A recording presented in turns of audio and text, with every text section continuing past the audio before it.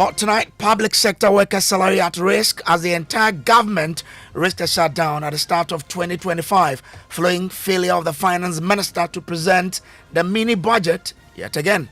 The new government will be ushered in early January. So we need expenditure in advance of the budget to be able to pay salaries from January, February, March until a new budget is introduced into this house. We have details as the minority allege the grant scheme by the MPP to hamstring the future John Mahama government. The whole world would have known that it was a deliberate decision of somebody not to lay this to be taken. I hope the rumors circulating are false. We have more from Parliament, where an MPP MP has been suggesting that the mini budget will only be presented if the NDC agrees to cooperate with government to approve some tax waivers. If you wish to ask us what we want to do first, we don't want to present any bills right now. We want to put 1D, 1F exemptions on the floor so that we debate it and agree to disagree. We have a lot more on this from Parliament on Top Story here, brought to you always by Telecel, connecting energies and holy insecticide spray and coil. Enjoy a holy sleep.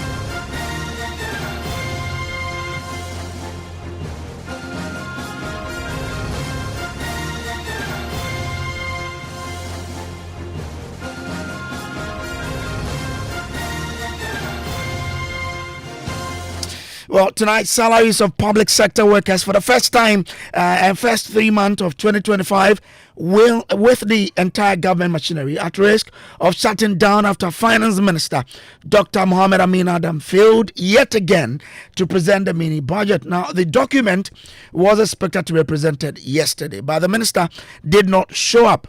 On Tuesday also, the minister was not in Parliament, igniting fierce controversy.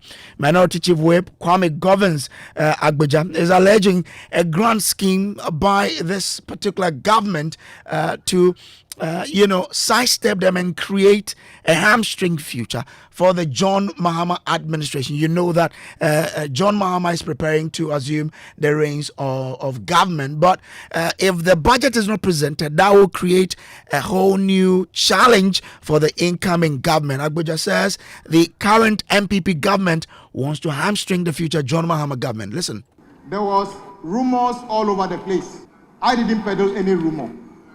I just suggested that I hope there was no conspiracy to say that the finance minister will not lay this particular item. The very respected the Supreme Leader, Honorable Chairman Sabonsu, came to the defense of the finance minister saying that based on some new development on the fiscal front of the state, it might be necessary for him to maybe review what he's already brought to Parliament, because I know you are in possession of what he was supposed to lay. That is why it appeared on the order paper. We are here today again, Mr. Speaker. The finance minister is not here. The leader of the side opposite is not here. Nobody is telling us anything. Mr. Speaker, I'll repeat. I hope there's no conspiracy to make it impossible for this to be laid, to be taken, until Parliament, the 8th Parliament expires. The whole world would have known that it was a deliberate decision of somebody not to lay this to be taken. I hope the rumors circulating are false. I just hope it's false. Otherwise, there's no reason why a document in the possession of Mr. Speaker, the document is already here. Why there's nobody available in government to lay this is a mystery, Mr. Speaker. It is a mystery. Why did you communicate that document to Parliament if you are not ready to lay it? So, Mr. Speaker, I'll just leave it here. But let all people, workers in government, all workers in this country, everybody who draws from the public purse be aware that the opportunity exists for the finance minister to communicate to Parliament this document of expenditure in advance of appropriation. However, they have decided that for reasons known to them, they are not going to lay that paper. If we get to a point where we are not able to take this under the 8th Parliament, the blame should slowly be at the doorstep of President Akufo-Addo and Dr. Bawumia and the finance minister. And they should be aware that there are consequences in the Constitution if you fail to discharge your duties, responsibilities placed on you as a public official, and you fail to do it, there are consequences. So that's Gov't's Kwame Agboja there, Parliamentary Affairs Correspondent Kwaku Asante, sat through another day of proceedings in Parliament where literally nothing was done, and has joined us with details. Kwaku, there was an initial response by the 2024 NPP running mate who contended that the NDC was after their own selfish interest. Well, yes, Bruce, according to Dr. Matthew Poku Prempe, it appears the NDC is insisting that this issue of the mini budget should be brought to the floor is because of their own Article 71 benefit and entitlement. And that is why they are pushing so. But he does not believe that the NDC is being genuine in this push.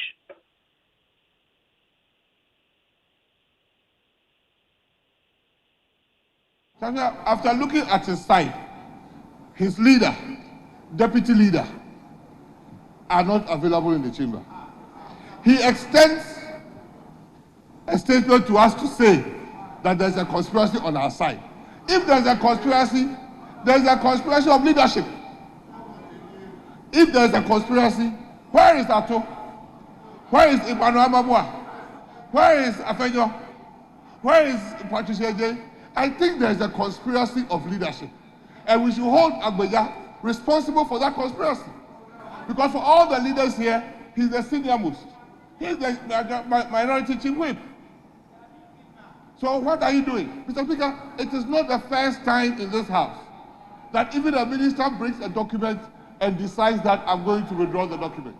It will not be the first. So the fact that the Speaker has got the expenditure vote on account doesn't mean the Minister of Finance, in the light of what the Supreme Leader, Osei Chairman Sabotu said, certain things might have happened on the physical space in this country, such that the finance minister may be looking at his figures very well to come and withdraw and bring an appropriate document. Mr. Speaker, the best we can do at this juncture is to suspend sitting so that we go and look for our leaders to come and direct us on what to do. Mr. Speaker, I'll beg, let us suspend sitting so that we go and chase Ato and Afenyo and find out what they are doing.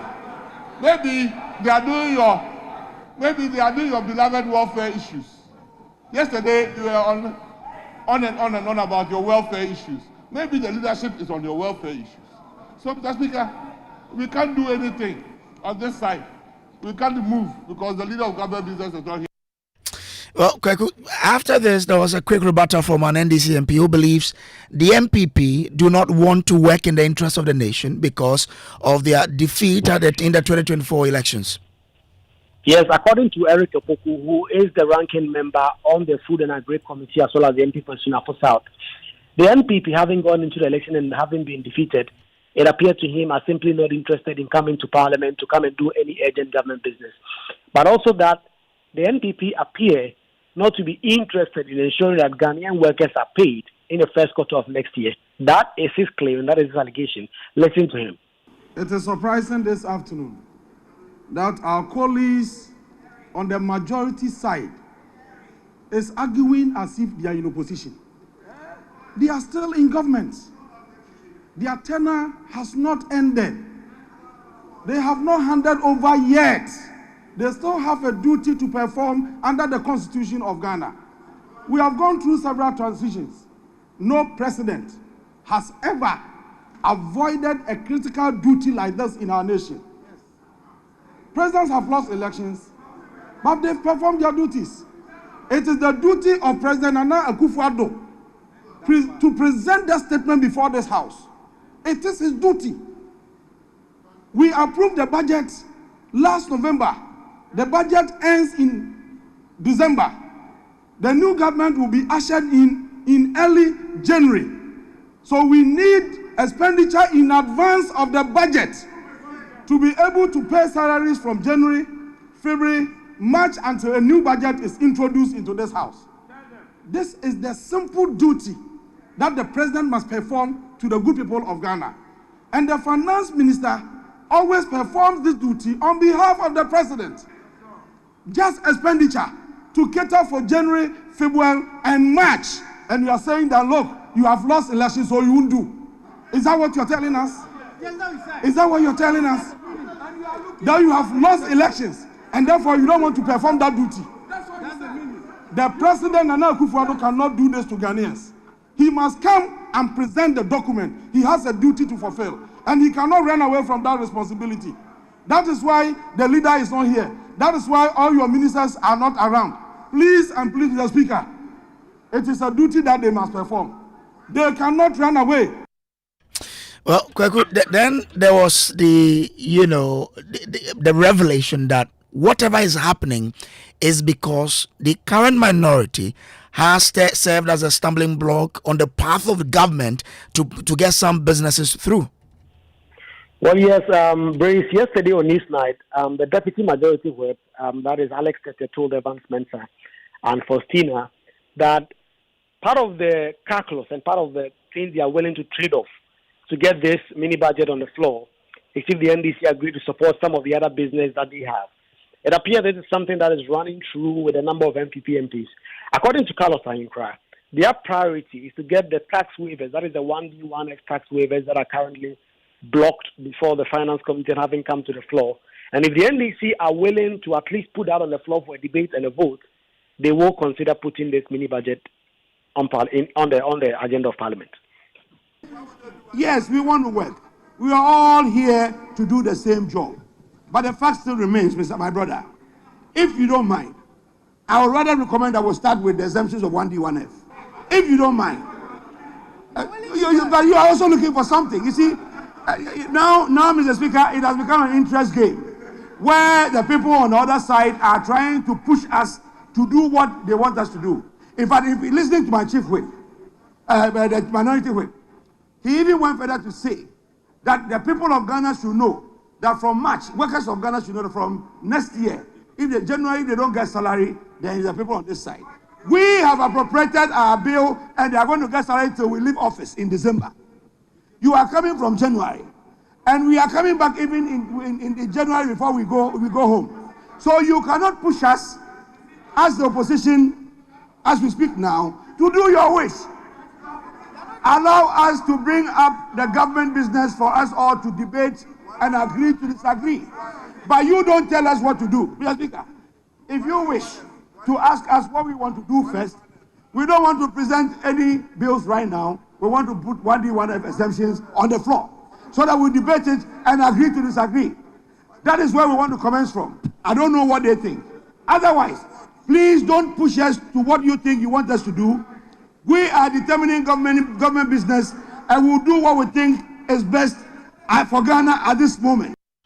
Well, Kweku, but there was some assurance from the former majority leader that, the budget will surely come. Yes, according to Osei Mensah Bonsulo, the finance minister, it appears, is making some changes to the documents. Mind you, that document had already been presented to the speaker at a later date, not formally on the floor. And so that document is in the speaker's domain as we speak. But according to Osei Mensah Bonsulo, some changes have been made to that.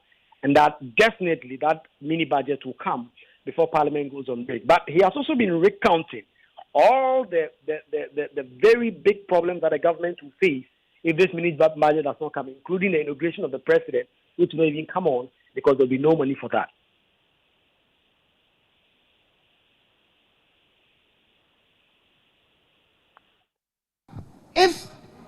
If we are not able to approve of the vote on account, the summoning of Parliament to elect a speaker, for the speaker to now also swear in the new members of Parliament, technically cannot take place. Is that what you want as a nation? Mr. Speaker, the third one relates to the event to even swear in the new president, it will be encapsulated in the voting account. It will be encapsulated in it because it's a next year event and provision will have to be made for it here. Perhaps people were not even thinking through and you spend your time fighting over which seats to occupy. We are where we are. However, Mr. Speaker, I would suggest strongly that the minister is aware of his responsibilities and he is not minded to renege. And certainly the voting account will be presented in the House. I'm just saying that as I've been doing, I'm not able to do that because this morning when we met, he wasn't there. And because he wasn't there, I have no instructions from him. I cannot present the paper on behalf of the minister. But the needful will be done at the appropriate time. And I believe that certainly it may not travel, if it's not possible today, because we are having another meeting at 4 and a third meeting at 5. Mr. Speaker, the other one that he related to, the minority leader, the majority leader, and you, the chief whip, we have been in consultations. And we have been in consultation with the speaker. And we know the route that have been defined. I'll leave it there. Mr. Speaker, the proper thing will be done. So I guess moving forward, as I've said, the proper thing will be done. But because the two leaders are not here, and I'm told that some consultation is going on.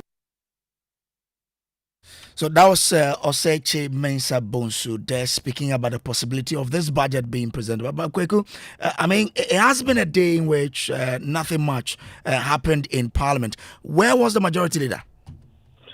So the majority leader was not on the floor of the House the whole of today's sitting. In fact, the minority leader was also not around at some point. It was later on that he rushed in, that he had heard his name being mentioned. You know that the minority leader, Dr. Kesela Tuforsen, is a member of the transition team, and they have also been meeting at the conference center just beside where Parliament has been sitting at the Grand Arena. So he has been shuttling between Parliament chamber and then the meetings going on in that space over the transition. So he's been going up and down. It's been 2 days of Parliament sitting. Yesterday, there was literally nothing. They just did a business statement and then haggled over which business to do and which not to do, and then ended up not doing anything really. They came back today. Sitting started around midday. There was a statement to eulogize a sportsman. That was done. And then there was nothing. There was, again, this controversy as to when exactly this voting account is going to come. Meanwhile, there are bills that the House has been considering prior to the political stalemate over the declaration of some seats as vacant, which has not been done. There are currently bills regarding the Ghana Boundary Commission Bill, Social Protection Bill, the Budget Bill, the Environmental Protection Bill. All of this at various stages of consideration. But the expectation was that some of these matters will be taken through before these mini budgets and other issues will come up. But that hasn't been done. And given that Parliament is expected to sit up until the end of this week, perhaps just a day or two next week before they take a break for Christmas, I would have thought that these businesses would be going through. But for the first 2 days, they've been sitting since they returned from the election break. There's really been nothing, Brace. Okay, Kwekwasanti, I'm grateful to you for joining us here.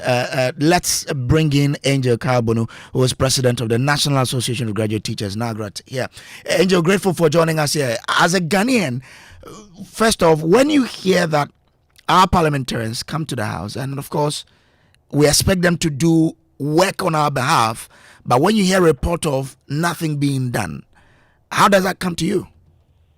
Well, as a Ghanaian and as a public sector worker, I get very disturbed and worried because I realize that over the years we've been touting ourselves as doyens of democracy, but we have failed to put in place democratic systems that can transcend individual human sentiments. So we don't have systems that will operate.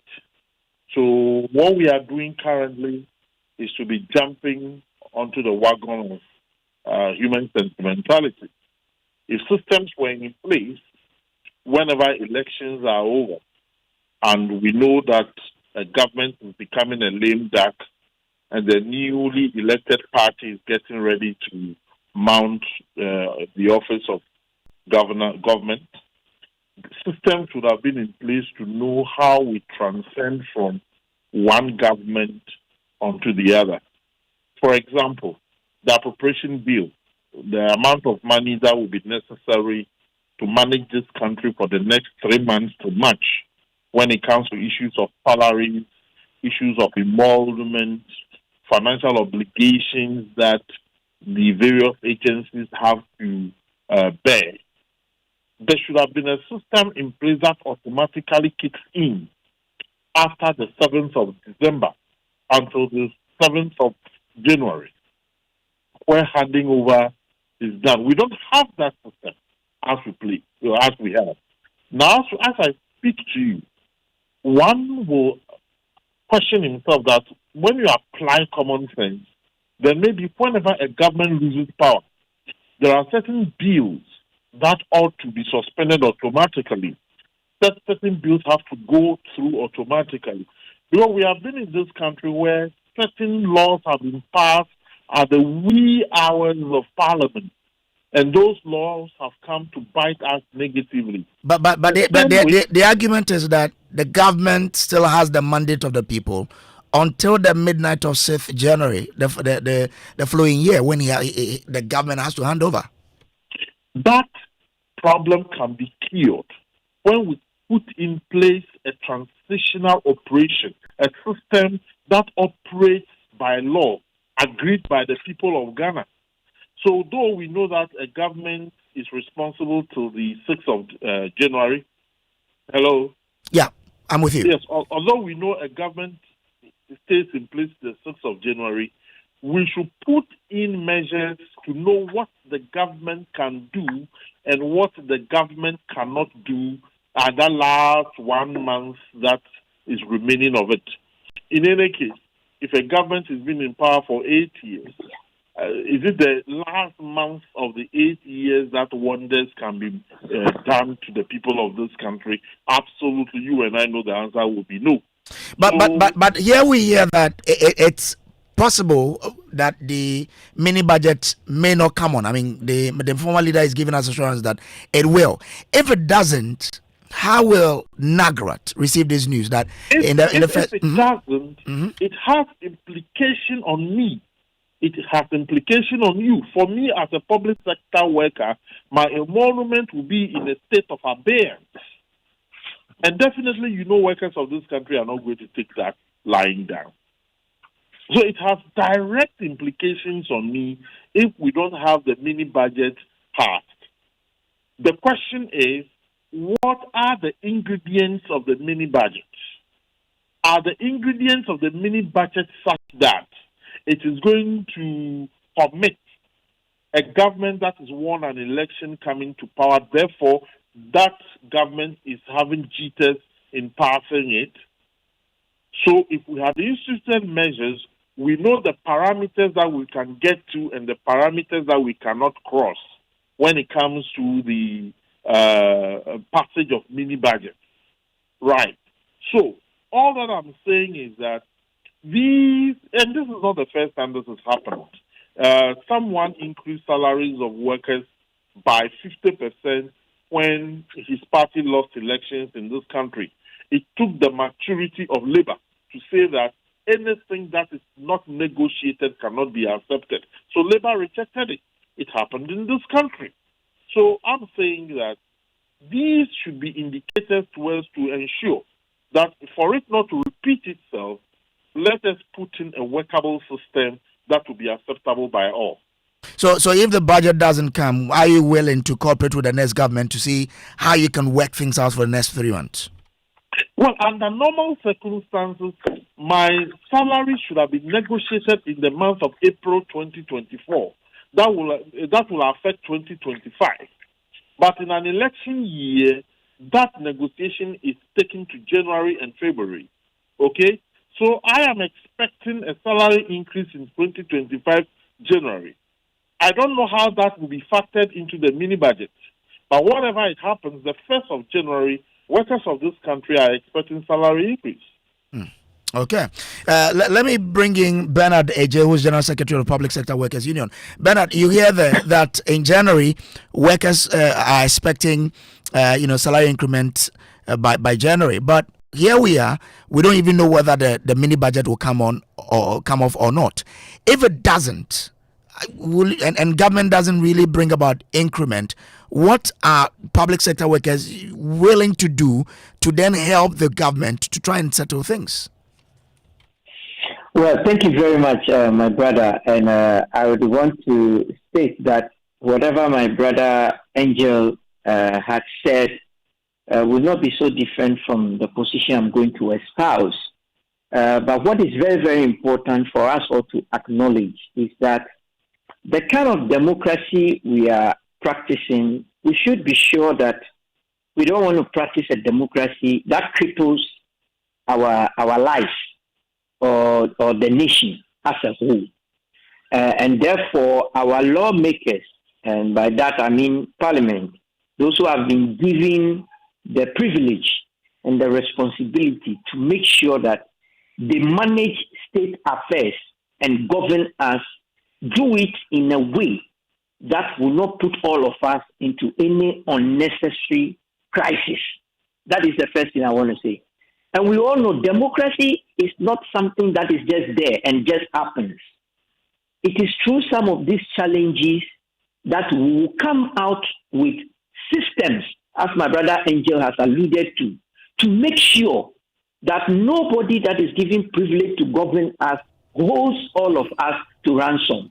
And going forward, some of these statutory expenditures or necessary expenditures that would allow state machinery to run, and for that matter, the state of Ghana not to go into crisis, are protected from political elect so that they don't hijack all of us. Be that as it may, we are labor. And there are certain things we also expect, which includes our emolument, which we will expect that nothing should stop it from coming because we will continue to work no matter what happens. So at the end of the month of January, February, and March, we expect to be paid our salary. So if the increment doesn't come, what will Labour do? For matter of increment, the previous government has failed to negotiate with us before this election happened. The law says we should have done it in April this year. The truth is, since the law came into force, we've never done it in April. We most of the time finish September or October. Then it's incorporated into the budget. For the first time of this year, the government has decided that they will not do the negotiation before the elections. So that is where we are. But because we are negotiators, why not? If the new government comes in January, we will make our case, and we believe that they will also see eye to eye with us.